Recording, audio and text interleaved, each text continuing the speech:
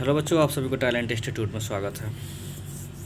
बच्चों, political science conflict and peace building 4 तारीख का पेपर है, जो कि मैंने इंपॉर्टेंट क्वेश्चन अपलोड किया है। 8 क्वेश्चन, मतलब बहुत सारा क्वेश्चन अपलोड हुआ है, और सारा क्वेश्चन जितना भी है कन्फ्लिक्ट एंड पीस बिल्डिंग का वो महत्वपूर्ण क्वेश्चन है। तो आप लोग सीरियसली ले करके पढ़िएगा, मजाक मत लीजिएगा, नहीं तो फिर आ जाएगा और फिर पछताओगे आप, ठीक है ना। तो इसलिए आप लोग पढ़िए। आप लोग पहले से जानते हैं इस चैनल के बारे में, बहुत सारा क्वेश्चन लड़ाता है, ठीक है ना, एकदम टू कॉपी आता है। तो एकदम इम्पोर्टेंट क्वेश्चन मैंने लिया है जितना भी है, ठीक है ना। इस सारे क्वेश्चन को आप लोग पढ़कर जाइएगा। ओके बच्चों, तो देखिए ये क्वेश्चन है, शांति निर्माण में विभिन्न कारकों और संस्थाओं की भूमिका का वर्णन कीजिए, ठीक है। तो शांति निर्माण में विभिन्न कारक, जितना भी कारक है और संस्था है, उनकी भूमिका का वर्णन करना है आपको, ठीक है। तो ये रहा आप लोग का आंसर। शांति निर्माण एक ऐसी गतिविधि है जिसका उद्देश्य अन्याय को अहिंसक तरीकों से हल करना और सांस्कृतिक और संरचनात्मक स्थितियों को बदलना है जो घातक या विनाशकारी संघर्ष उत्पन्न करते हैं, ठीक है ना। यह जातीय, धार्मिक, वर्ग, राष्ट्रीय और नस्लीय सीमाओं के पार रचनात्मक व्यक्तिगत समूह और राजनीतिक संबंधों को विकसित करने के इर्द गिर्द घूमती है, ठीक है ना। इस प्रक्रिया में हिंसा को रोकथाम शामिल है, ठीक है ना। संघर्ष प्रबंधन, समाधान या परिवर्तन और संघर्ष के बाद सुलह या आघात, हिंसा के किसी भी मामले के पहले, दौरान और बाद में उपचार, ठीक है ना। 9 शांति चिन्ह। देखिए 9 शांति चिन्ह क्या है। पर प्रतीकात्मक रूप में शांति निर्माण के लिए एक समग्र दृष्टिकोण को प्रतिनिधित्व करता है, ठीक है ना। प्रतीकात्मक रूप से शांति निर्माण के लिए एक समग्र दृष्टिकोण को प्रतिनिधित्व करता है। जैसे कि यहाँ पे बताया गया, शांति निर्माण एक बहु विषयक क्रॉस सेक्टर तकनीक या विधि है जो स्थानीय और विश्व स्तर पर लोगों के बीच संबंधों को स्थापित करने और बनाए रखने के लिए लंबे समय तक और समाज के सभी स्तरों पर काम करने पर रणनीति हो जाती है और इस प्रकार अस्थायी शांति प्रदान करती है। सामरिक शांति निर्माण गतिविधियाँ हिंसा के मूल या संभावित कारणों को संबोधित करती है। शांतिपूर्ण संघर्ष समाधान के लिए एक सामाजिक अपेक्षा पैदा करती है और राजनीतिक और सामाजिक आर्थिक रूप से समाज को स्थिर करती है। शांति निर्माण में शामिल तरीके स्थिति और शांति निर्माण के एजेंट के आधार पर भिन्न होते हैं।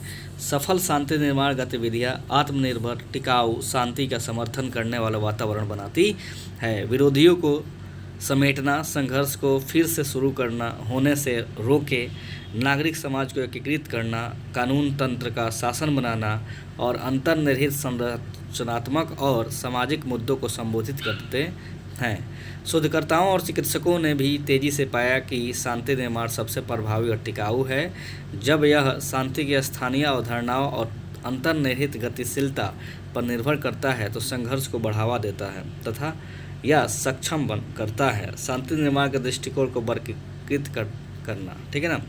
अब देखिए यहाँ पे एक बहुत व्यापक अर्थ में वहाँ शांति निर्माण के लिए 3 प्राथमिक दृष्टिकोण है जो शांति के 3 मुख्य प्रकार के लिए प्रत्येक दिखाते हैं। नकारात्मक शांति, फिर सकारात्मक शांति है, और कभी कभी वतनी बस शांति। बदले में 3 प्रकार की शांति क्रमशः 3 प्राथमिक प्रकार का हिंसा से मेल खाती है: प्रत्यक्ष हिंसा, संरचनात्मक हिंसा और सांस्कृतिक हिंसा। अब देखिए नकारात्मक शांति प्रत्यक्ष हिंसा है, ठीक है ना। नकारात्मक शांति है जो कि क्या है, ये प्रत्यक्ष हिंसा है। नकारात्मक शांति प्रत्यक्ष या गरम हिंसा की अनुपस्थिति को संदर्भित करती है, जो ऐसे कृत्यों को संदर्भित करती है जो किसी दिए गए विषय या समूहों को तत्काल नुकसान पहुंचाते हैं, ठीक है ना। ये तत्काल एकदम नुकसान पहुंचाने वाला चीज़ होता है, ठीक है ना। इस अर्थ में नकारात्मक शांति निर्माण है ना, नकारात्मक शांति के उद्देश्य से जानबूझकर हानिकारक संघर्ष को चलाने वाले प्रत्यक्ष कारकों को संबोधित करने पर केंद्रित है। इस काम के लिए शांति निर्माण शब्द को लागू करते समय प्रत्यक्ष हिंसा को कम करने के लिए शांति निर्माण का प्रयास की योजना बनाने और योजना बनाने वाले द्वारा एक स्पष्ट प्रयास किया जाता है। सकारात्मक शांति संरचनात्मक हिंसा होता है, ठीक है ना। सकारात्मक जो शांति होता है क्या होता है, संरचनात्मक हिंसा होता है। तो देखिए सकारात्मक शांति का तात्पर्य प्रत्यक्ष हिंसा के साथ साथ संरचनात्मक हिंसा दोनों की अनुपस्थिति से है, ठीक है ना। देखिए इसमें दोनों होता है, ठीक है ना, प्रत्यक्ष और संरचनात्मक दोनों। संरचनात्मक हिंसा उन तरीकों को संदर्भित करती है जो समाज में सिस्टम और संस्थान प्रत्यक्ष हिंसा का कारण बनते हैं, सुदृढ़ करते हैं या बनाए रखते हैं। इस अर्थ में सकारात्मक शांति निर्माण सकारात्मक शांति के उद्देश्य से जानबूझकर हानिकारक संघर्ष को चलाने या कम करने वाले अप्रत्यक्ष कारकों को संबोधित करने पर ध्यान केंद्रित करता है, जिसमें संस्थानों, नीतियों और राजनीतिक आर्थिक स्थितियों को शामिल करने पर जोर दिया जाता है, क्योंकि वे शोषण और दमन से संबंधित है। ठीक है ना। जबकि सकारात्मक शांति का अवधारणा पर गाल्टुंग के मूल और बाद के साहित्य में सांस्कृतिक हिंसा के संदर्भ शामिल है। विश्वकोश के उद्देश्यों के लिए यह अभी भी एक शब्द के लिए अपनी अनुपस्थिति को आरक्षित करने के लिए उपयोगी है, जिसे लेडेराच और अन्य ने समझने में अंतराल को दूर करने के लिए विकसित किया है, जिसे पर्याप्त रूप से संबोधित नहीं किया गया था। 1990 के दशक के मध्य तक सकारात्मक शांति की विद्वत्पूर्ण चर्चा में माध्यम से जे उस्टपिस इस शब्द का प्रस्ताव करते हुए लेडेराच ने शांति निर्माण में 3 अंतराल की पहचान की। यह शब्द संबोधित कर सकता है अन्योन्याश्रय अंतर, न्याय अंतर और प्रक्रिया संरचना अंतर। ठीक है। शांति निर्माण के घटक। अब शांति निर्माण के क्या क्या घटक है, क्या क्या कारण है, देखिए यहाँ पे। शांति निर्माण में शामिल गतिविधियाँ स्थिति और शांति निर्माण के एजेंट के आधार पर भिन्न होती है। सफल शांति निर्माण गतिविधियाँ आत्मनिर्भर, टिकाऊ शांति का समर्थन करने वाले वातावरण बनाती है, विरोधियों को समेटती है, संघर्ष को फिर से शुरू होने से रोक देती है, नागरिक समाज को एकीकृत करना होता है, कानून तंत्र का शासन बनाना है और अंतर्निहित संरचनात्मक और सामाजिक मुद्दों को संबोधित करते हैं। इन लक्ष्यों को पूरा करने के लिए शांति निर्माण को कार्यात्मक संरचनाओं, भावनात्मक स्थितियों और सामाजिक मनोविज्ञान, सामाजिक स्थिरता, कानून और नैतिकता के शासन और सांस्कृतिक संवेदनशीलता की संबोधित करना चाहिए। पूर्व संघर्ष शांति निर्माण हस्तक्षेप का उद्देश्य हिंसक संघर्ष की शुरुआत को रोकना है। ठीक है ना। पहले संघर्ष से पहले कोई अगर पहले कोई जान जाता है और समझा बुझाया जाता है तो वहाँ पे संघर्ष रुक जाती है ना। इन रणनीतियों में संघर्ष को बदलने के लिए विभिन्न प्रकार के अभिनेता और क्षेत्र शामिल है। हालांकि शांति निर्माण की परिभाषा में पूर्व संघर्ष हस्तक्षेप शामिल है। व्यवहार में अधिकांश शांति निर्माण हस्तक्षेप संघर्ष के बाद के होते हैं। हालांकि कई शांति निर्माण विद्वान भविष्य में पूर्व संघर्ष शांति निर्माण पर अधिक ध्यान देने की वकालत करते हैं। बार्नेट एट अल संघर्ष के बाद शांति निर्माण को 3 आयामों में विभाजित करें। संघर्ष के बाद के क्षेत्र में को स्थिर करना, राज्य संस्थानों को बहाल करना और सामाजिक और आर्थिक मुद्दों से निपटना। पहले आयाम के भीतर गतिविधियां संघर्ष के बाद राज्य का स्थिरता को सुदृढ़ करती है और पूर्व लड़ाकों को युद्ध में लौटने से हतोत्साही करती है। ठीक है। दूसरे आयाम की गतिविधियां बुनियादी सार्वजनिक सम्मान प्रदान करने और राज्य की वैधता बढ़ाने के लिए राज्य की क्षमता का निर्माण करती है। तीसरी आयाम के कार्यक्रम संघर्ष के बाद के समाज की क्षमता के शांतिपूर्ण ढंग से संघर्ष को प्रतिबंधित करने और सामाजिक आर्थिक विकास को बढ़ावा देने की क्षमता का निर्माण करते हैं। देखिए पहला आयाम क्या है, हथियार ले जाना। ठीक है। इसी में दूसरा पार्ट जो कि पूर्व लड़ाकों को नागरिक समाज में फिर से एकीकृत करना। दूसरा आयाम में है बुनियादी सुविधाओं, परिवहन और संचार नेटवर्क उपयोगिताओं का पुनर्निर्माण, कानून व्यवस्था और लोक प्रशासन का विकास करना, शैक्षिक और स्वास्थ्य के बुनियादी ढांचे का निर्माण करना है, संस्थानों के लिए तकनीकी और क्षमता निर्माण सहायता प्रदान करना है, वैध लोकतांत्रिक जवाबदेह राज्य संस्थानों का निर्माण होना चाहिए। तीसरा आयाम है आघात परामर्श, संक्रमणकालीन न्याय और बहाली, सामुदायिक संवाद, विभिन्न समुदायों के बीच पुलों का निर्माण, मानवाधिकारों में वृद्धि, लिंग सशक्तिकरण, पर्यावरण जागरूकता बढ़ाना, आर्थिक विकास को बढ़ावा देना, एक नागरिक समाज और निजी क्षेत्र का विकास करना जो विविध हितों का प्रतिनिधित्व कर सके और शांतिपूर्वक राज्य को चुनौती दे सके। अंतर सरकारी संगठन। संयुक्त राष्ट्र शांति निर्माण के कई पहलुओं में भाग लेता है। दोनों शांति निर्माण वास्तुकला 2005-6 में स्थापित के माध्यम से और अन्य एजेंसियों के माध्यम से है।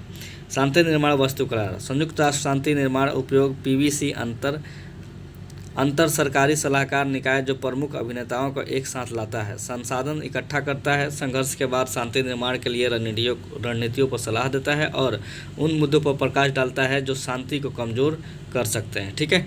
यूएन पीस बिल्डिंग फंड शांति निर्माण गतिविधियों का समर्थन करता है जो सीधे संघर्ष के बाद स्थिरीकरण को बढ़ावा देता है और राज्य और संस्थागत क्षमता को मजबूत करता है। पीबीएफ फंडिंग या तो अधिकतम 2 साल के लिए दी जाती है और जो संघर्ष के तुरंत बाद शांति निर्माण और रिकवरी की ज़रूरत को पूरा करने के लिए दी जाती है, या अधिक संरचित शांति निर्माण प्रक्रिया बनाने के लिए 3 साल तक दी जाती है। UN peace building support office रणनीति सलाह और नीति मार्गदर्शन के साथ शांति निर्माण आयोग का समर्थन करता है, शांति निर्माण कोष का प्रबंधन करता है और महासचिव को संयुक्त राष्ट्र एजेंसियों के शांति निर्माण प्रयास के समन्वय में मदद करता है। अन्य एजेंसियां भी है। संयुक्त राष्ट्र के राजनीतिक मामलों का विभाग संघर्ष के बाद शांति स्थापना करना है इसका। संयुक्त राष्ट्र विकास कार्यक्रम जो है संघर्ष की रोकथाम, शांति निर्माण, संघर्ष के बाद की वसूली, ठीक है, ये करता है। विश्व बैंक और अंतर्राष्ट्रीय मुद्रा कोष के आर्थिक और वित्तीय पहलुओं पर ध्यान केंद्रित है। विश्व बैंक समाज के सामाजिक आर्थिक ढांचे के पुनर्निर्माण में मदद करके संघर्ष के बाद पुनर्निर्माण और वसूली में सहायता करता है। अंतर्राष्ट्रीय मुद्रा कोष संपत्ति और उत्पादन का स्तर को बहाल करने के लिए कार्य करके संघर्ष के बाद की वसूली और शांति निर्माण से संबंधित है। यूरोपीय संघ के यूरोपीय आयोग संघर्ष निवारण, प्रबंधन और पुनर्वास और पुनर्निर्माण के रूप में अपने शांति निर्माण गतिविधियों का वर्णन है। संघर्ष की रोकथाम और प्रबंधन में हिंसा के आसन प्रकोप को रोकने और एक व्यापक शांति प्रक्रिया को प्रोत्साहित करना शामिल है। पुनर्वास और पुनर्निर्माण स्थानीय अर्थव्यवस्था और संस्थागत क्षमता के पुनर्निर्माण से संबंधित है। यूरोपीय आयोग का संघर्ष निवारण और शांति के निर्माण 2001-2010 एक प्रमुख बाहरी के साथ सहयोगी एकला निर्णय इकोनॉमी के द्वारा किए गए मूल्यांकन के अधीन था। विकास नीति प्रबंधन के लिए यूरोपीय केंद्र है जिसमें 2011 में पेश किया गया। यूरोपीय 2010 में बनाई गई बाहरी कार्रवाई सेवा में संघर्ष निवारण, शांति निर्माण और मध्यस्थता का एक विशिष्ट प्रभाग भी है। तो बच्चों यहीं पर समाप्त हो गया है और अब आप लोग पढ़िए और आप लोग को लगता है कि हमसे आप लोग को हेल्प मिलता है तो ज़रूर वीडियो को ज़्यादा से ज़्यादा शेयर करिए जो बच्चे नहीं जानते अभी तक अपने चैनल के बारे में, और लाइक दीजिए, लाइक कर दीजिए। ओके बच्चों, बस आप लोग से यही निवेदन है। चलिए फिर मिलते हैं अगले वीडियो में, और सारा ये क्वेश्चन जितना भी अपलोड हुआ है इम्पोर्टेंट क्वेश्चन है, एकदम सही से पढ़कर जाइएगा। Okay, thank you so much बच्चों।